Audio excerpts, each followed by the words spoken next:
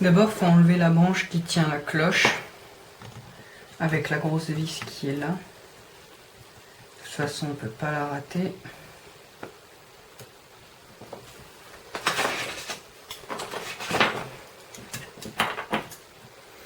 Donc une pince fine comme ça. Enfin comme ça, une pince fine. On enlève la vis. Alors pro tips, pour pas perdre les vis, vaut mieux les mettre dans la cloche. Hop, on enlève ça. Et on peut voir les axes. De l'autre côté. De l'autre côté, sur les aiguilles, il y a une tige en métal. Il vaut mieux l'enlever. J'ai une petite pince plate.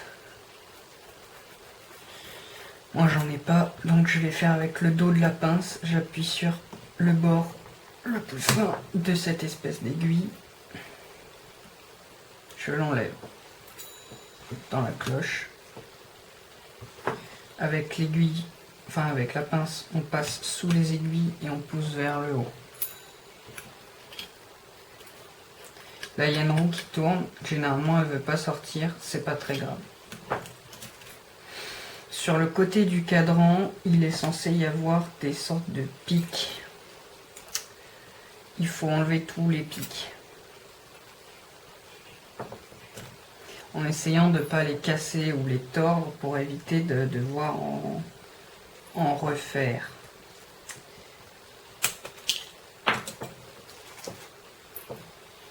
Et là, le cadran, normalement, il vient. On le pose de côté. Et on a accès à la façade. Donc là, on a la façade et tous les trous avec un axe métallique à l'intérieur. Il faut vérifier qu'il n'y ait pas de poussière. C'est là qu'interviennent les cure-dents. À l'aide d'un cure-dent propre, on va venir, s'il y a de la poussière, gratter autour de ces axes, comme ça. Donc là, ce que je peux voir, c'est que j'en ai un qui a une sorte de chemise, donc il y a un axe. Il y a un axe.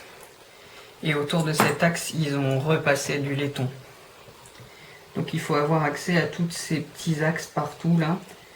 Et pour ce faire, il faut généralement enlever cette petite clavette. Pour l'enlever, c'est pareil, c'est une tige en métal qui retient en haut.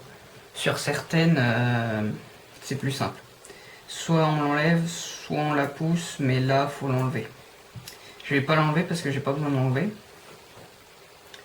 Donc là, c'est une clavette, en fait, c'est elle qui fait la sonnerie. Donc on peut voir que si je pousse la clavette, ça fait tourner la roue des heures et ça vient taper. Ensuite, je ne l'ai pas sous la main, mais on prend l'huile et avec la pince, avec le bout des pinces, on vient les rapprocher très très finement.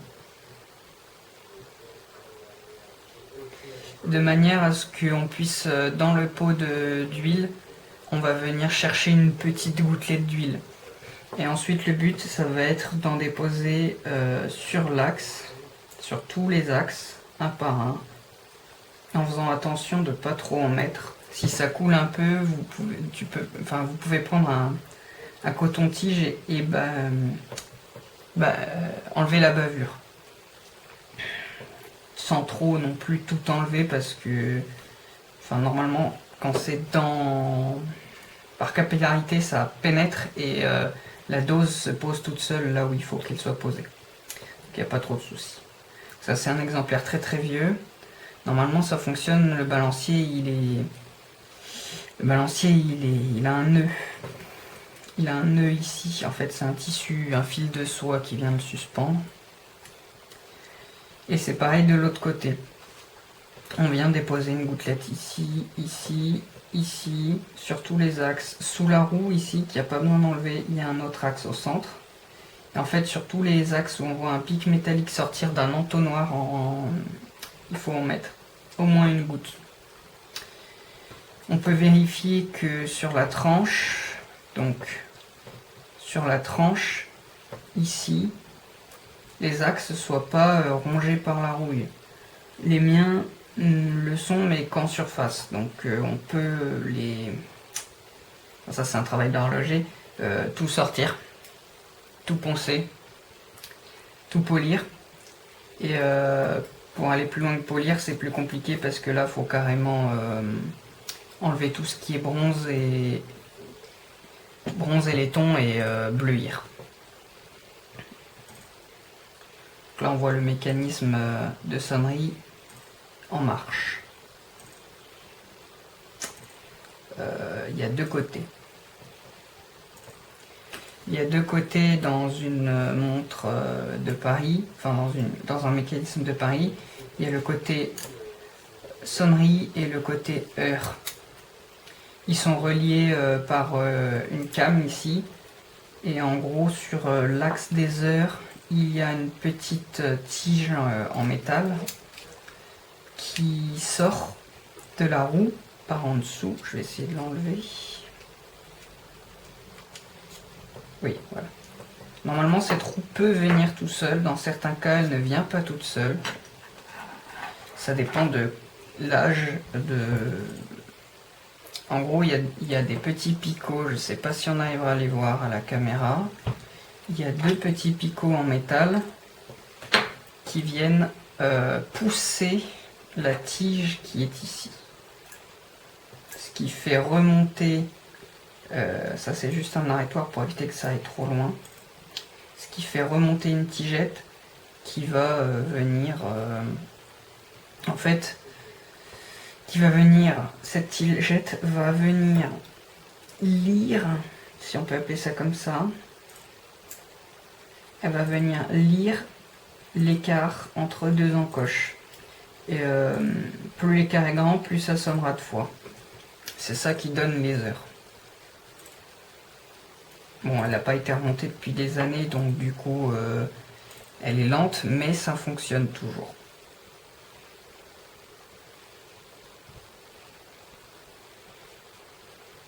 Et une fois que tout est huilé, normalement, c'est bon.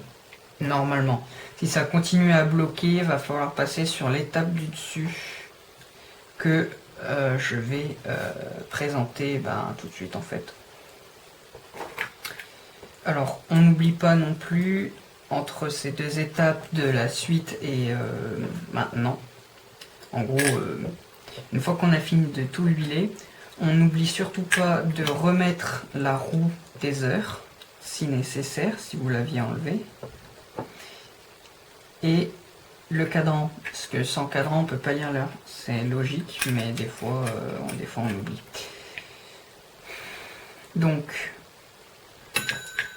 les deux pics du bas, les deux carrés du bas qui servent au remontage, vers vous, le cadran, le 12 vers le haut, et on essaye d'aligner le mieux possible la roue, enfin l'aiguille, sur le 12.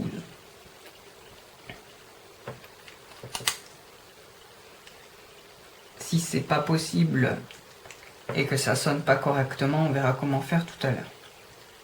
Normalement, on peut enlever l'aiguille et on peut la tourner.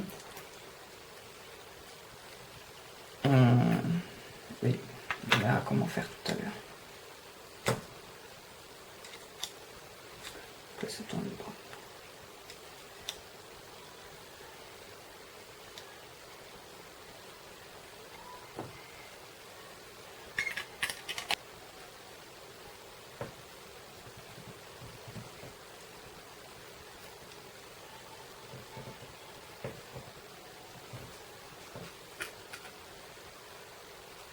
En vérifiant bien que tous les tenons soient présents.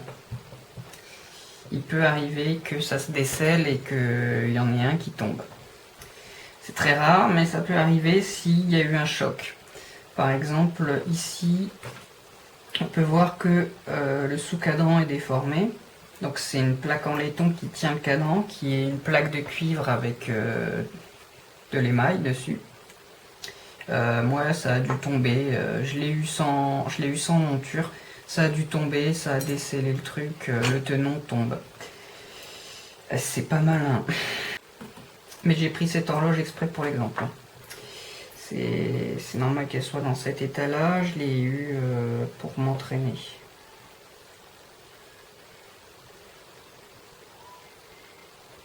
Il s'avère qu'elle gardait l'heure, hein, même sans monture, et en étant totalement défoncée.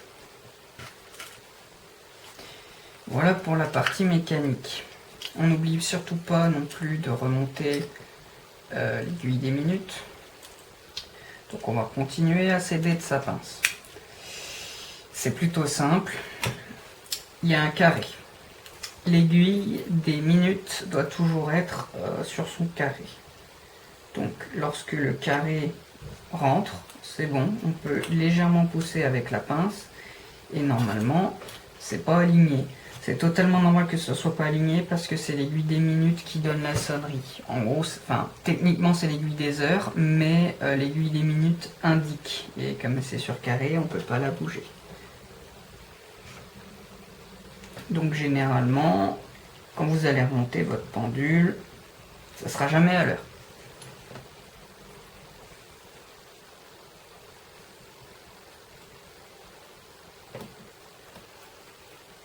Donc si vous voulez faire un cadeau à grand-mère avec la pendule qui marche, ça marche, mais vaut mieux s'y prendre à l'avance.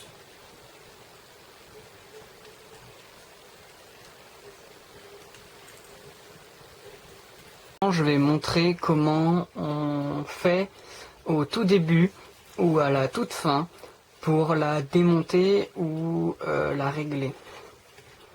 Normalement, quelque part dans les grandes montures, donc moi j'en avais pas, donc ça c'est la clé d'une autre, vous avez une clé carrée comme ça. Une clé carrée qui vous sert à recharger les heures à droite. Donc généralement vous faites ça à la fin, pas au début, sinon vous aurez quelques petits problèmes, sauf si vous démontez l'encre. Mais normalement, bon, faut déjà vérifier qu'elle soit remontée avant de la nettoyer, parce que si ça se trouve, avant de la démonter, parce que si ça se trouve, elle est juste pas remontée. J'ai eu plusieurs clients qui ont fait « Oh, mon réveil, il marche pas ». Vous avez essayé de tourner le papillon derrière, et en fait, c'était ça. Et là, c'est la sonnerie. Alors, celle-là a une petite particularité, c'est qu'elle tourne non-stop depuis maintenant presque un an, parce que je la remonte toutes les 2 semaines. Mais je suis déjà parti en vacances 1 mois et elle continue de tourner. Donc, on retourne en tenant bien par la base, parce que parfois on peut avoir la petite surprise que le bronze bouge, mais c'est pas normal. À l'arrière, ça se présente comme ceci. Donc vous enlevez la cloche.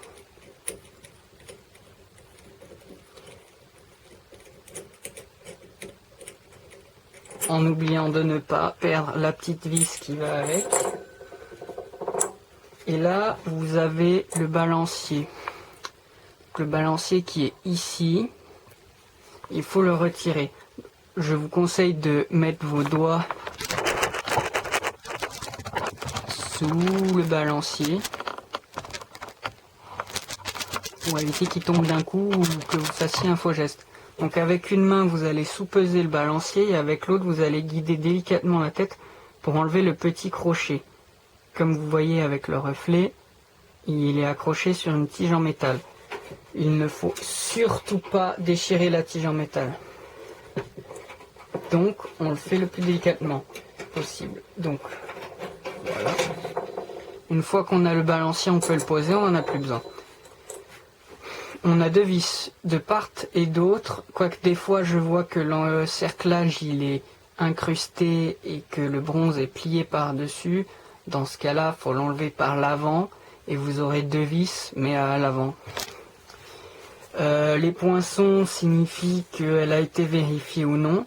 Donc on enlève les 2 vis, bien entendu, et ensuite on sort par l'avant.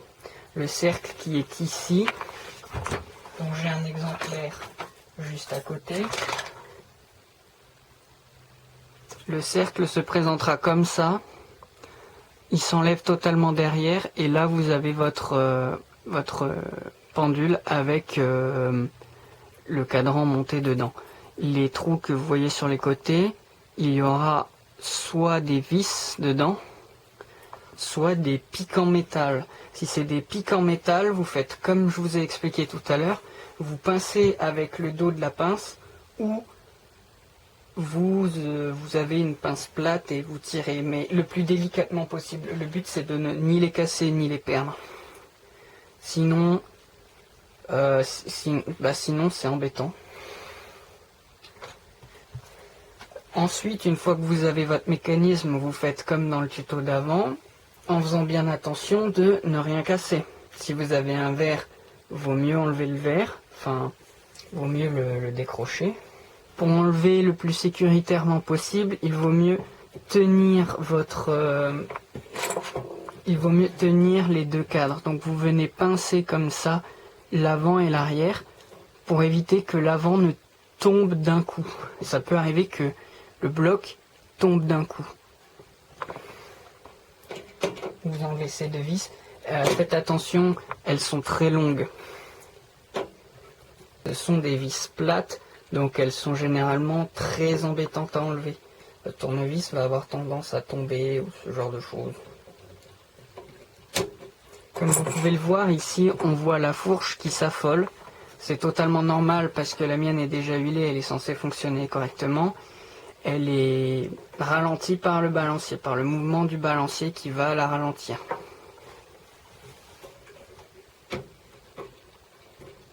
Elle ne s'affole comme ça que quand elle est bien droite et bien calée.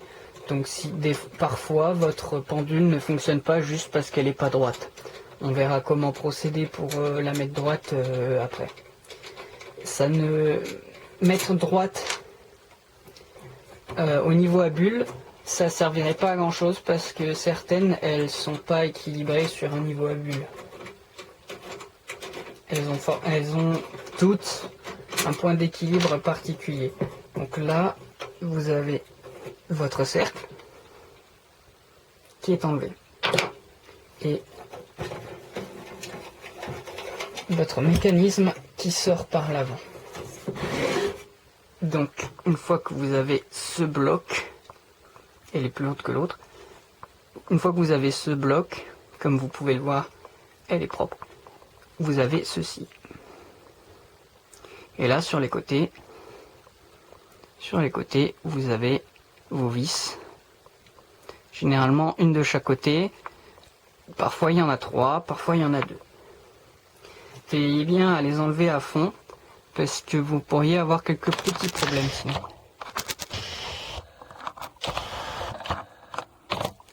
Ici vous voyez, elles sont vissées dans un support.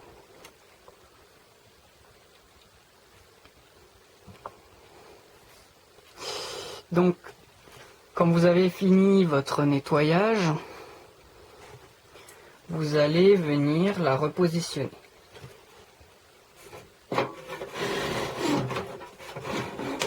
En veillant bien à ce que le midi soit vers le haut. Le petit pic en métal si vous avez besoin d'une référence.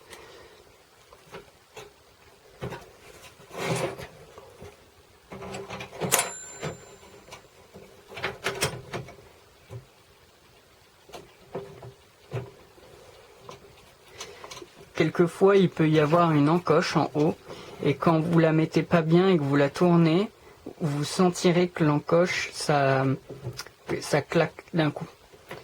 C'est quand elle est bien mise dans l'encoche qui lui est destinée. La mienne, c'est juste un cylindre rond, comme si on avait pris une boîte de conserve en bronze et qu'on avait décoré par-dessus. Donc, il n'y en a pas.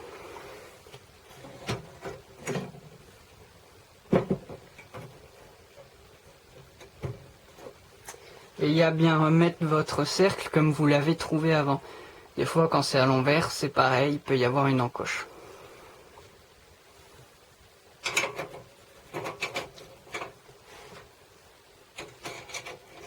Si vous avez retenu quelle vis va de quel côté, ça peut être nécessaire. vous pouvez les marquer par exemple pour mettre quelle vis est à droite, quelle vis est à gauche, car la plupart du temps sur les très vieilles pendules de Paris comme ceci, les vis étaient faites souvent à la main, enfin autour mais à la main, et chaque vis est unique en fait. Ça vaut pour toutes les vis de l'horloge.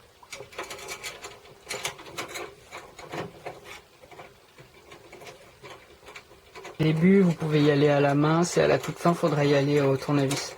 Sans forcer, il ne faut pas déformer les anneaux. Si vous déformez les anneaux, il y a de fortes chances que vous ne retrouviez plus la position où la fourche s'affole. Donc généralement, vous allez visser jusqu'à ce que ça soit un peu dur, puis un quart de tour, voire moins. Vous pouvez soutenir votre tournevis en posant un doigt sous le tournevis au niveau de la tige et le maintenir. Ça vous permettra d'éviter que votre tournevis glisse ou des fois glisse dedans.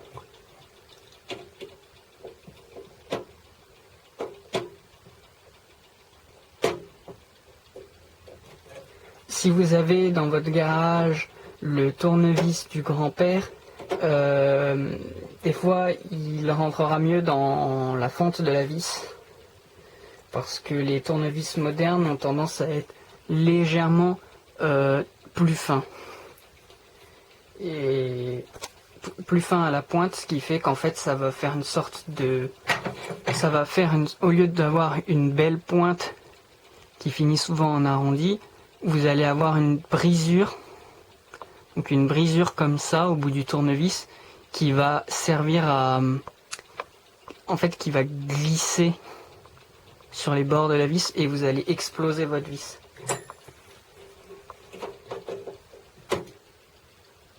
Voilà. Au début, ne serrez pas trop vos vis parce que si vous n'avez pas l'encoche, vous allez peut-être devoir jouer à droite et à gauche pour remettre bien d'aplomb votre pendule jusqu'à ce qu'elle s'affole comme ceci. Une fois que c'est comme ceci, normalement, c'est bon. Pour pas avoir de surprise, je vais tester, mais quelquefois il arrive qu'elle s'affole, mais que quand on remet le balancier, elle bouge plus. Soit c'est qu'elle est sale, soit que quelque chose bloque quelque part, soit qu'elle n'est pas équilibrée. Si c'est le dernier cas après avoir tout nettoyé et tout vérifié, je vais vous montrer comment faire.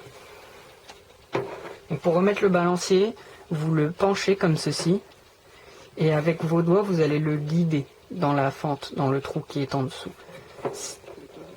Comme ça, vous n'entrerez pas en contact avec ce qu'il ne faut pas entrer en contact. Vous allez le soulever comme ceci et l'entrer entre les deux branches de la fourche. Et délicatement le remettre sur son support en veillant bien à ce que chaque dent morde une partie du support. Comme ceci.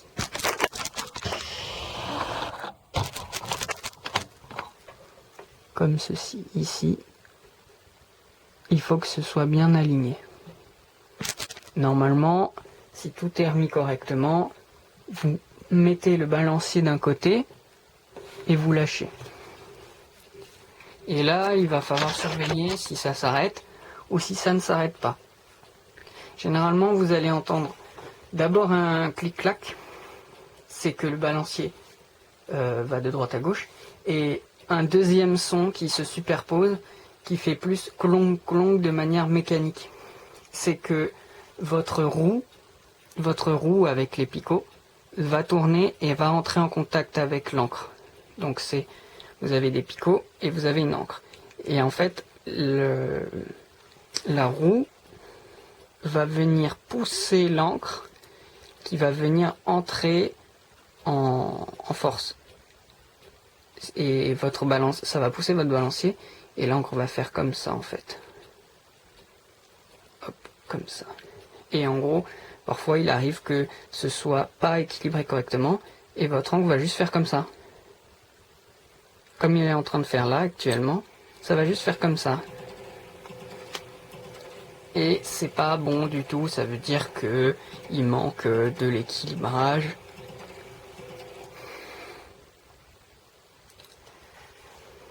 Et donc pour l'équilibrage, c'est ce qu'on va voir tout de suite.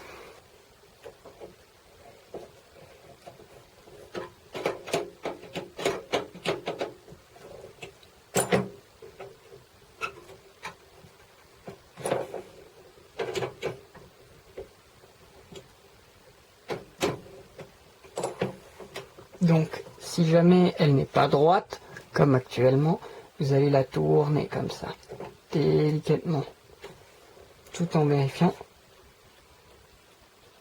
que le balancier se relance.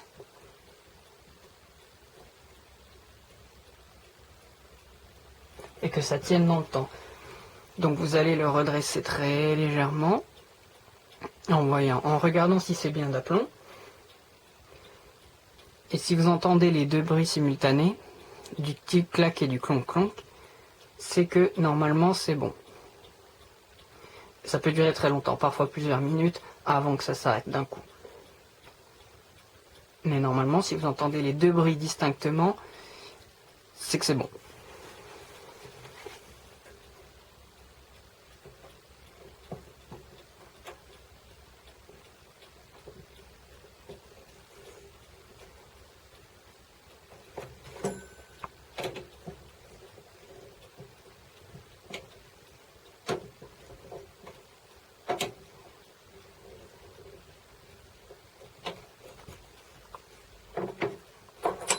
N'oubliez pas de remettre la cloche pour éviter de la perdre.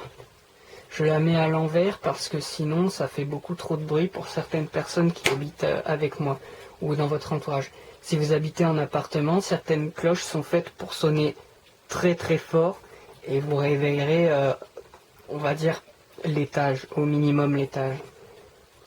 Parce qu'il n'y a pas de système pour l'arrêter à minuit. La nuit ça sonne comme en journée, donc faut s'habituer.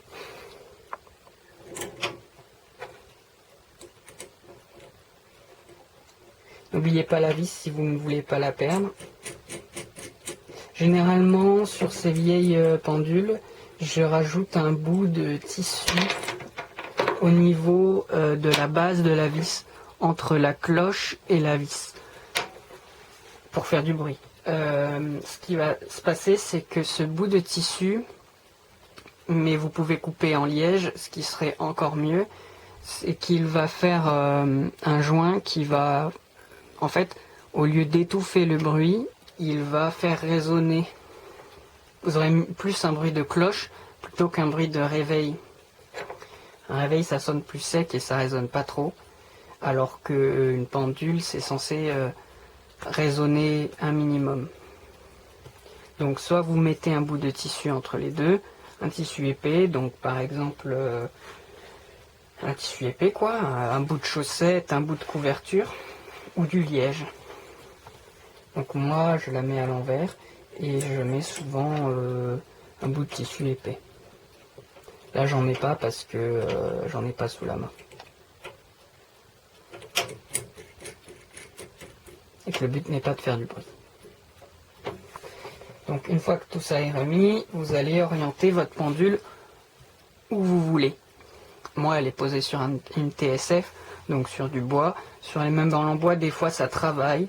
Et il peut arriver que si votre meuble en bois est très ancien, le plan n'est pas plane.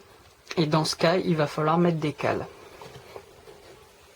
Donc vous la positionnez toujours de manière à la prendre par le socle, en évitant de la prendre par le bronze, car par le bronze, vous pourriez avoir des problèmes comme celui-ci. C'est-à-dire que la colle d'origine, qui est un équivalent d'époxy ancien, donc la colle d'os, peut des fois craquer, comme de l'époxy, et se décoller. Dans ce cas-là, votre bronze n'est plus solidaire de la base, et tout ce qui retient, c'est le poids.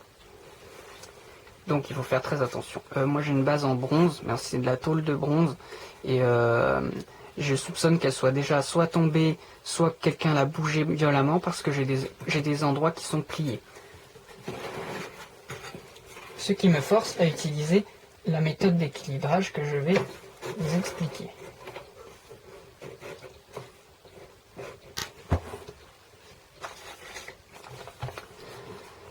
Cette méthode d'équilibrage consiste à prendre une feuille, une feuille ou un tissu, au choix, qui puisse se glisser sous les pieds afin de la caler. Donc là vous voyez, là j'ai un pied qui est dans le vide, c'est pas bon. Elle tourne quand même, mais c'est pas bon. Parce que en fait il n'y a rien qui est droit sur le sol. Et il se de l'autre côté. Donc vous allez faire en sorte qu'elle soit équilibrée pour soit être droite, soit qu'elle continue de tourner. Parce que des fois, vous la bougez d'1 centimètre et ça arrête de tourner. Dans ce cas-là, vous faites des petites cales et vous mettez sous les pieds pour qu'elle soit bien. Vous pouvez aussi tourner le cadran, mais une fois qu'elle est en place, c'est plus difficile d'accéder aux vis derrière. Donc des cales sont généralement mieux.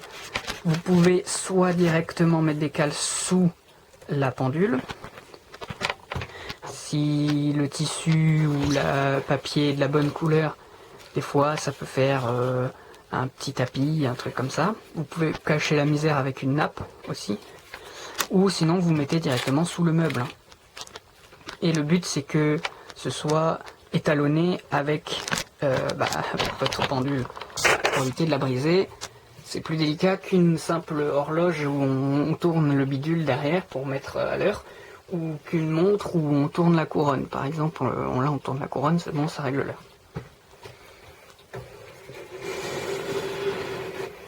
Je me permets de la tourner parce que je la connais bien. Vous avez l'aiguille des minutes qui contrôle l'aiguille des heures. C'est-à-dire qu'à chaque fois que vous voulez changer l'heure, il faut pousser l'aiguille des minutes. Et il faut respecter chaque cycle. Là, par exemple, elle vient de frapper. Elle vient de frapper parce qu'elle est réglée à 30. Voilà. Elle est réglée sur les 30 minutes. Donc, quand il est 30 minutes, elle frappe une fois. Ensuite, vous y allez doucement et jamais à l'envers. Parce que comme je vous l'ai expliqué tout à l'heure, dedans, il y a 2 pics qui viennent donner les heures. Donc, il y a un pic qui sert à soulever la petite came afin de donner la demi-heure. Et l'autre sert à donner l'heure principale. Quand c'est mal réglé, des fois ça peut sonner à l'envers. Donc ça sonnera les heures en bas à 30 minutes et ça sonnera les 30 minutes en haut. Dans ce cas-là, vous sauterez un tour comme ceci. Mais du coup, c'est pas idéal parce qu'il faudra faire ça à chaque fois que vous vous trompez. Par exemple, là, moi, je suis obligé de faire ça du coup.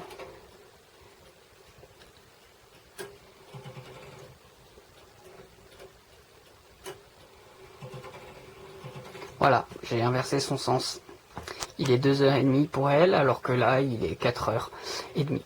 Donc, elle va sonner les heures en bas, et elle va sonner les demi-heures en haut, et ça sera pas du tout le bon chiffre. Donc, pour faire les choses correctement, il faut... Voilà. Donc là, normalement, elle sonne une en bas. Voilà, elle sonne une en bas. Donc ça, j'ai réglé le problème de la demi-heure. Mais j'ai pas réglé le problème des heures. Pour régler le problème des heures, il faut respecter le cycle. Donc à chaque fois que vous allez la mettre à midi, l'aiguille des minutes à midi, elle va sonner son heure. Et il faudra rattraper chaque heure en attendant qu'elle ait fini son cycle de sonnerie. Donc quand la cloche est désactivée, ça tapera dans le vide. On l'entend, elle rebondit sur le ressort. C'est un ressort de butée. En gros, pour éviter de venir casser son axe, elle vient lutter contre un ressort et ça marche comme ça. Donc là, pour la mettre à l'heure, je vais être obligé de tourner délicatement en attendant chaque cycle. Et voilà, normalement votre pendule marche. Et si vous avez retiré le cadran et que l'aiguille des minutes n'est pas alignée, il va falloir retirer le petit axe qui est au centre, que vous avez remis. Donc là, il faut l'enlever alors qu'elle est installée, donc c'est embêtant. Et dans ce cas-là, il faudra détecter où, par exemple, où est la demi-heure ou l'heure. Une fois que vous aurez trouvé la demi-heure ou l'heure, votre aiguille, si elle est mal mise, elle sera n'importe où sur le cadran. Mais c'est là que ça joue. Une fois vous enlevez le petit pic, vous enlevez votre aiguille des minutes. Seulement des minutes. On verra pour l'heure.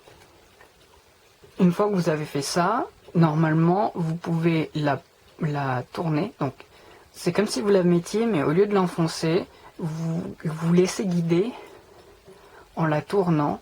Et au bout d'un moment, elle rentrera. Et c'est quand elle trouvera un carré. Généralement, vous trouverez ça bizarre parce qu'elle sera jamais alignée, sauf sur une position. Quand cette position sera bonne, ça veut dire qu'elle sera alignée correctement. Ça voudra dire que vous êtes presque à l'heure. Une fois que vous serez presque à l'heure, vous appuyez définitivement sur l'aiguille sans forcer, hein, c'est juste engoncer. Ce qui tient les aiguilles, c'est le pic en métal. Si vous le perdez, l'aiguille peut sauter comme ça une bonne après-midi, elle a décidé, elle saute. Donc remettez bien le pic en métal, ne le perdez jamais. Vous pouvez même, si vous l'avez perdu, vous pouvez utiliser une fine tige en métal et le tordre en S autour de l'axe. C'est ce que j'ai fait pour celle-ci. Son axe n'ayant pas été perdu, mais il s'est cassé en deux.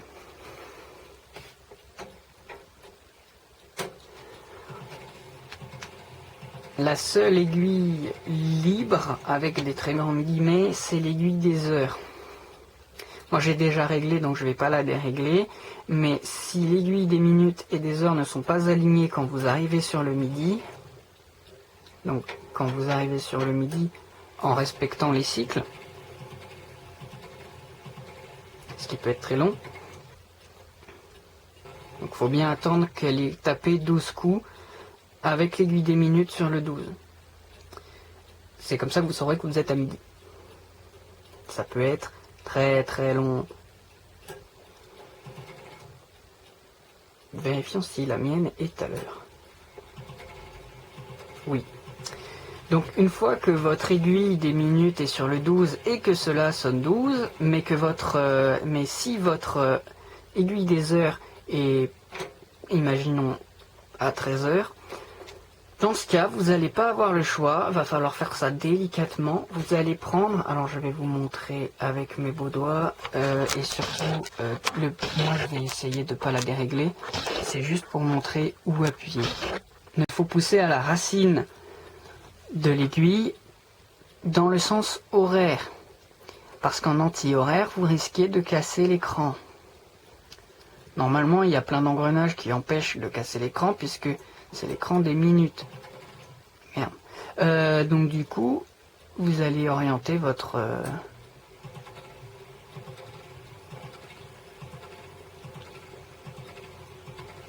Vous allez orienter votre aiguille sur la bonne heure. Par exemple, si là, ça sonne 1 heure, et que votre aiguille est sur 1 heure, et ben vous la ramenez sur 1 heure. Le mieux c'est de faire sur midi, ça donne c'est mieux aligné à l'intérieur et ça permet d'avoir un meilleur résultat. Par exemple, quand vous allez être pile à 30 ou pile à midi, ça va sonner.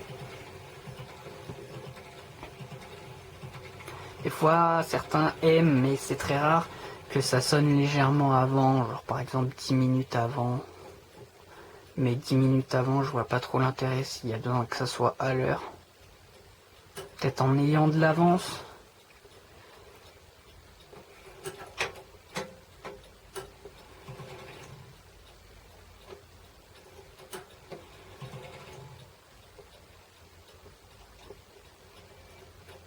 Par exemple, là je l'ai déréglé. Ce qui s'est passé, c'est que là, il est 1h30 dans sa tête. Et là, je vais passer à 2h. Et l'aiguille est à 4h. Donc je vais venir pousser l'aiguille à la racine jusqu'à 2h. Délicatement, pas trop rapidement, sinon vous allez forcer le système. Donc je la pousse. Et là, normalement, elle est à l'heure. Donc on va vérifier. Je l'amène à 30. Elle sonne une fois. je l'amène à midi, elle sonne 3 fois. Là, elle est à l'heure. Et là, normalement, si vous avez ce résultat sur la vôtre, c'est que c'est bon. C'est fini. Si vous avez encore que ça bloque, ou si vous sentez l'aiguille bloquée, c'est que vous avez tourné à l'envers et que vous allez casser quelque chose. Donc, il vaut mieux pas tourner à l'envers avec l'aiguille des minutes. Parce que c'est un carré. L'aiguille des heures est sur un rond. Elle va frotter en force, certes. Si vous le faites trop, ça va poncer, entre guillemets, son axe. Donc c'est que dans les cas extrêmes. C'est pour ça que je vous dis il vaut mieux la tourner jusqu'à avoir la bonne heure. Ça peut être très long, mais du coup, c'est pour ça que je vous dis de le faire surtout à midi. Comme ça, vous avez besoin de le faire qu'une fois. Donc moi, je vais la mettre à l'heure, et pour vous, normalement, vous avez qu'à suivre le tuto. Pour ce qui est du réglage de l'avance et du retard, vous aurez besoin d'une clé plutôt spécifique qu'on trouve pas souvent malheureusement et qui coûte généralement, si vous en prenez une d'époque, 30 €. C'est une petite clé de montre comme ceci. Donc une petite clé de montre comme ceci. Donc comme ceci. Qui est constituée d'un anneau en bronze ou en laiton. Et qui... c'est une petite clé en bronze ou en laiton avec une petite boucle. Généralement, c'est pour remonter des montres. Des montres à gousset anciennes comme celle-ci qui se rechargent, enfin qui se remontent par le dos. Donc, normalement, c'est une montre, enfin c'est une clé pour remonter les montres.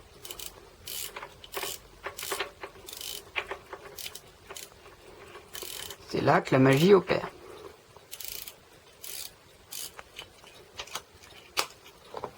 Donc, ça sert à remonter ces montres-là et à les mettre à l'heure aussi. Vous avez une tige en métal qui sort en haut, qui vous sert de guide pour savoir si elle est bien alignée, comme je vous l'ai montré tout à l'heure. Vous allez mettre votre clé. Cette tige est censée être carrée, non? Voilà. On la voit faiblement car on est loin. Ici. Cette petite tige, généralement elle est bleutée, des fois elle est grise et souvent elle est rouillée. Votre clé doit pouvoir passer dedans. Et avec ça, vous allez la tourner en avance ou en recul. Ça dépend totalement des pendules et c'est souvent pas du tout indiqué si à droite c'est l'avance ou si à gauche c'est le recul. C'est généralement pas indiqué du tout. Donc parfois c'est indiqué à l'arrière de la pendule. Donc il faudra regarder si au niveau de la fourche en haut,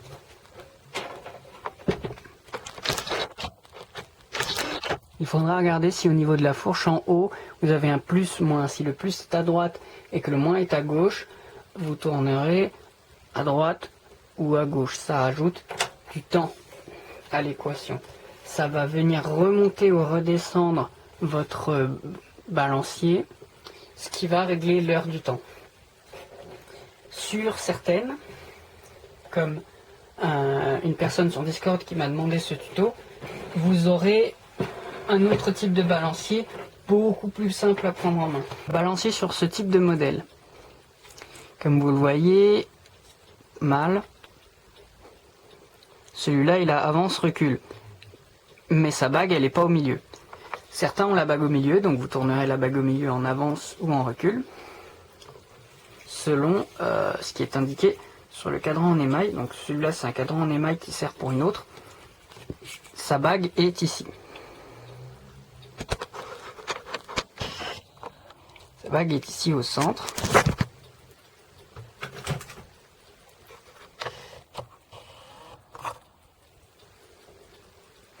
Ici au centre. Cela va remonter votre balancier complètement.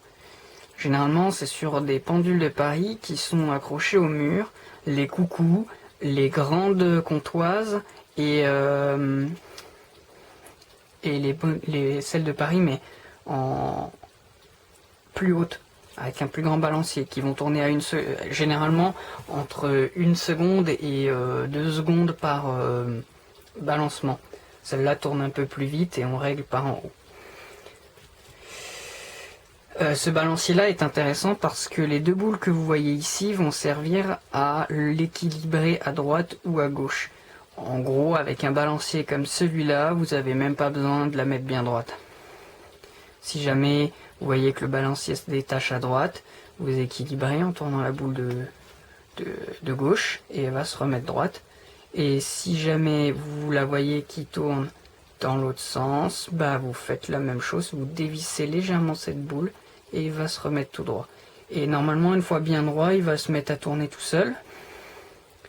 Et une fois qu'il se met à tourner tout seul, si vous voyez sur une journée ou avec un chronomètre que votre pendule a un décalage, qu'il soit en retard ou en avance, avec le chronomètre de votre téléphone, dans ce cas, vous allez tourner la bague et, par exemple, s'il y a du retard, vous mettez de l'avance. Et là, ça va tourner mieux, à l'heure. Et il faudra répéter l'opération tant que c'est pas à l'heure. Sinon, c'est pas drôle. J'ai aussi remarqué que sur ce modèle-là, nous avons une tige en métal, une tige en laiton, une autre tige en métal, une autre tige en laiton, etc. C'est pour compenser la température. Dans ce cas-là, c'est de l'acier, parfois ça peut être autre chose. N'a pas la même réaction à la température par rapport au laiton. Et en gros, quand la température va changer dans l'année, ça va s'équilibrer et normalement, ça sera toujours le même rythme. Grâce à la contraction et à la décontraction du métal par rapport à la température. Celle-ci n'en a pas. Mais celle-ci est censée être sous cloche aussi. Me permet de la mettre sans cloche parce qu'elle est sur un meuble en bois qui va prendre l'humidité pour elle, vu qu'elle est entièrement en métal, et que du coup c'est pas elle qui va prendre l'humidité, c'est mon meuble. C'est pas ouf. Ne faites pas ça. Si vous avez l'occasion d'en avoir une sous cloche, ne la sortez que pour la mettre à l'heure ou la remonter. Toujours sous cloche. C'est même parfois mieux de mettre un paquet de dessicant en dessous pour éviter l'humidité. Parce que parfois l'humidité vient dans la pendule via le socle en bois. Normalement, avec toutes ces indications, vous pouvez refaire en sorte qu'elle remarche, pas de manière professionnelle, mais qu'elle puisse fonctionner à l'occasion pour épater les amis. Et normalement, c'est bon. C'est suffisant. Mais ça ne veut pas dire qu'elle est réparée. Si vous avez un axe cassé, une fourche tordue ou quoi que ce soit, vaut mieux aller voir un horloger. Vous allez être mis sur liste d'attente, mais si vous avez un trésor familial du style, parfois ça vaut le coup de dépenser un petit peu de sous. Il y a un autre cas de figure que j'ai pas pris en compte, c'est le fait que votre ressort de réserve, ce qui remplace les poids dans ce genre de montre, soit cassé. Dans ce cas-là, vous allez le remonter et au remontage, vous allez entendre un gros clac. C'est le ressort qui repasse par-dessus. Je vais vous montrer sur un ressort au moins récent, enfin un ressort moins ancien d'une autre pendule auquel c'est arrivé. Il se pourrait que votre ressort soit cassé comme ça. Donc parfois c'est au bout et parfois c'est au centre. Dans les deux cas, je vous déconseille d'ouvrir votre boîtier pour vérifier, vous le saurez tout de suite. Le ressort va se mettre à glisser comme ça. Vous aurez votre crochet qui tient votre ressort, qui passera, ça va faire ceci en gros. Un bruit comme ceci. Mais dans la pendule. Et vous saurez que c'est cassé. Si ça c'est cassé, faut aller chez l'horloger. Vous ne trouverez pas un ressort comme ça tout prêt à mettre dedans. Et vous risquez de perdre un doigt ou un œil en essayant. Parce que ce genre de ressort a plusieurs, généralement sous la dizaine de kilos, mais parfois au-dessus de la dizaine de kilos de force. Et si vous vous amusez à le démonter, ça peut soit au mieux broyer tout l'intérieur de votre pendule en expédiant des pignons partout. Au pire, vous avez un renvoi de clé comme celle-ci dans la figure. Autant dire que vous n'avez pas envie de le faire.